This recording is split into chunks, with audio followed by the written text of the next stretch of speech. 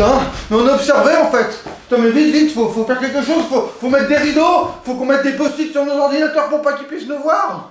Mais calme-toi. Mais quoi, je me calme, on observait tout le temps. Mais calme-toi, t'as oublié qui je suis?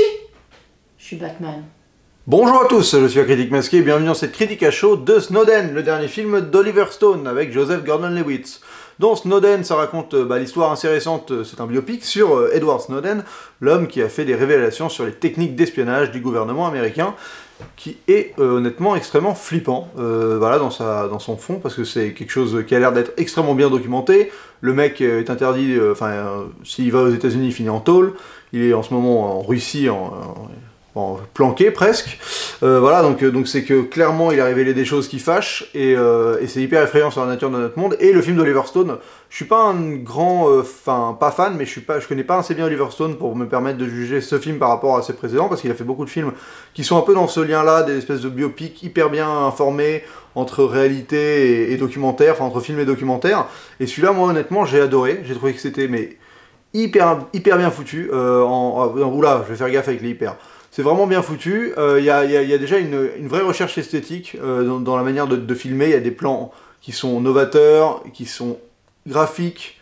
À chaque fois je vais couper les hyper, ça va être un peu compliqué. Qui sont graphiques, il fait des plans voilà, très courtes focales, très proches des gens. Après il va faire des plans avec des effets un peu, genre des plans en plongée.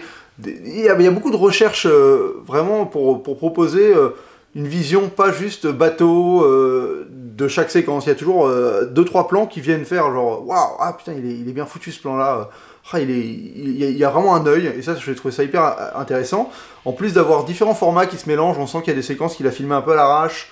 Par exemple une séquence dans un aéroport, il pourrait presque être filmé avec un 5D ou avec un téléphone portable, et je trouve qu'il y a tout ce côté voilà, en plus le film nous fait voyager, il va à Hawaï, il va au Japon, il va à Hong Kong, il va aux États-Unis, il va à Vienne, à Genève.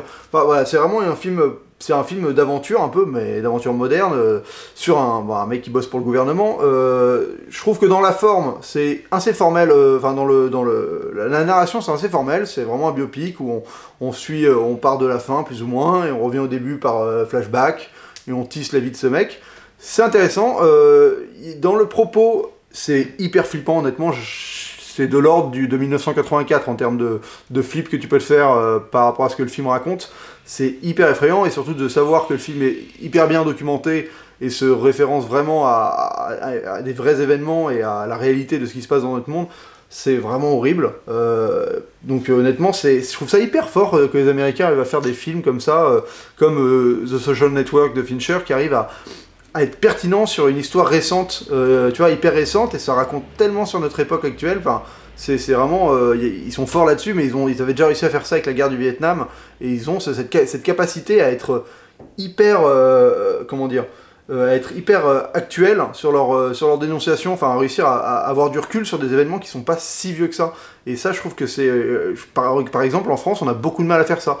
Et quoique récemment, le film sur Kerviel était bien foutu là-dessus, et m'a fait un peu penser à Edward Snowden dans la structure. Mais voilà, donc c'est vraiment, il y a beaucoup de choses que j'ai bien aimées. Je trouve qu'il arrive à donner du temps à chaque chose. Chaque personnage est plutôt intéressant, hyper bien campé, les acteurs jouent vachement bien. La relation amoureuse est pour moi hyper sincère, elle raconte des vraies problématiques de couple, en plus d'avoir les problématiques qui sont liées au fait que le mec bosse en tant qu'espion. Voilà, il y a une petite séquence que je trouve ça dommage, et il y a un manque, mais après c'est parce que je trouve qu'il y a un manque de c'est un peu trop manichéen, globalement, mais après, au final, quand tu réfléchis au problème, j'ai pas vu Citizen4, qui est le documentaire qui explique en profondeur l'affaire Snowden, mais ça a l'air d'être, il y a l'air clairement d'avoir un rapport de mauvais et de bon, des gens qui se permettent de bafouer les libertés individuelles de chacun pour le bienfait de la sécurité de leur pays. Ça, c'est quelque chose que tu peux rapidement juger ça néfaste. Donc le film prend très vite la tangente de te montrer en quoi c'est mauvais et d'aller là-dessus. Donc il y a un manque un peu de nuance dans le propos, mais à la fois je pense que c'est dû au propos, c'est pas dû forcément au traitement que le film fait, tu vois. Alors au début, Snowden est montré comme un patriote qui doucement va comprendre que patriotisme et dévouement total à son pays et laisser les clés de la liberté de chacun, son pays, c'est pas forcément la même chose. Et donc c'est plutôt, moi j'ai trouvé que l'évolution était vraiment bien foutue, et le personnage évolue vraiment bien. Je trouve qu'il y a les séquences qui sont en dehors de... qui sont vraiment voilà, des vraies séquences de films, comme une séquence un peu d'évasion, enfin qui n'est pas une évasion, mais presque un braquage qui franchement est plutôt cool. Alors ça n'a pas dû se passer comme ça dans la réalité, mais je trouve que dans le film ça passe. Quand tu la regardes déjà, elle est hyper classe en termes de cinématographique, et en plus tu te dis ah putain c'est peut-être comme ça qu'il l'a fait dans la réalité. Et pareil, je trouve qu'il y a une autre séquence qui visualise un peu Internet et les ramifications entre différentes personnes sur la planète, qui finit avec un œil et tout, c'est vraiment mais magnifique.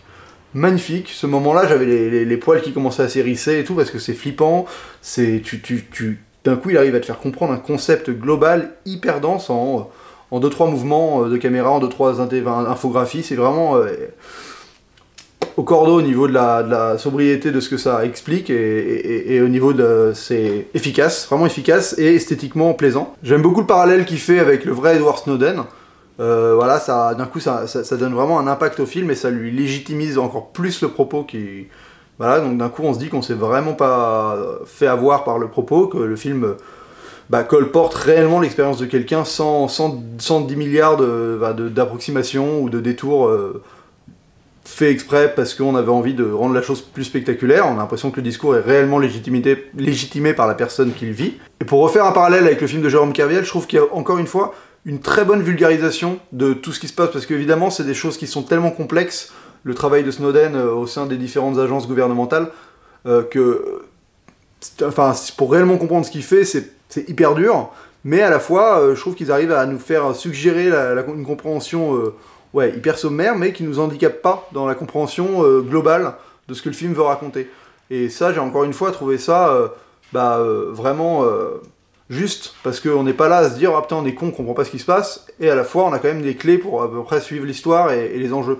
Et c'est ça qui est important dans un film, c'est de comprendre les enjeux des personnages, et là on n'est jamais perdu. Encore une fois, je connais pas assez bien l'œuvre d'Oliver Stone, mais j'ai l'impression que Snowden, c'est vraiment un très très bon compromis entre un film et un documentaire. C'est vraiment une œuvre artistique, et à la fois hyper bien documentée, mais je crois qu'il avait fait ça avec JFK, faudrait que je le revoie, JFK je l'ai vu il y a trop longtemps pour m'en souvenir, mais pour moi c'est dans cette même veine, et je suis vraiment heureux d'avoir pris un pied fou devant un film d'Oliver Stone, parce que j'avoue que récemment, j'ai vu ses derniers films au cinéma et j'avais pas plus à adorer.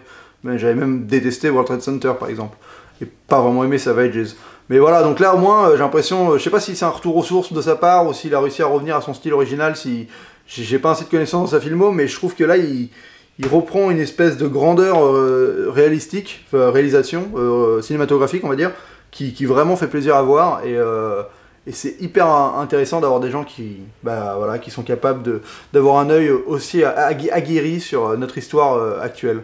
Voilà, écoutez, ce sera tout pour ma critique de Snowden. Je vais lui donner la note de 4 masques sur 5, parce qu'honnêtement, j'ai vraiment pris un panard jouissif devant ce film. C'était intéressant, haletant. J'ai été accroché pendant tout le film, et les comédiens jouaient bien, l'histoire s'enchaînait de manière vraiment, vraiment efficace. Il y a 2-3 séquences vraiment poignantes, et le personnage intéressant, et surtout, c'est vraiment un film qui raconte quelque chose sur notre époque, et c'est pas le cas de tous les films aujourd'hui. Donc, moi je vous invite à y aller fortement. Voilà, écoutez, c'est tout pour cette vidéo, on se retrouve la prochaine fois pour une prochaine vidéo, et d'ici là, abonnez-vous, et d'ici là, bonne toile. Tu vois, moi on m'observe pas, c'est moi qui observe les autres. Tiens, tu veux voir qui toi? Je sais pas moi... Donald Trump? Ah, mais c'est dégueulasse! Mais c'est ses cheveux? Ouais, je crois. Ah, mais coupe! Ah, en fait, t'as pas envie d'observer, en fait. Oh.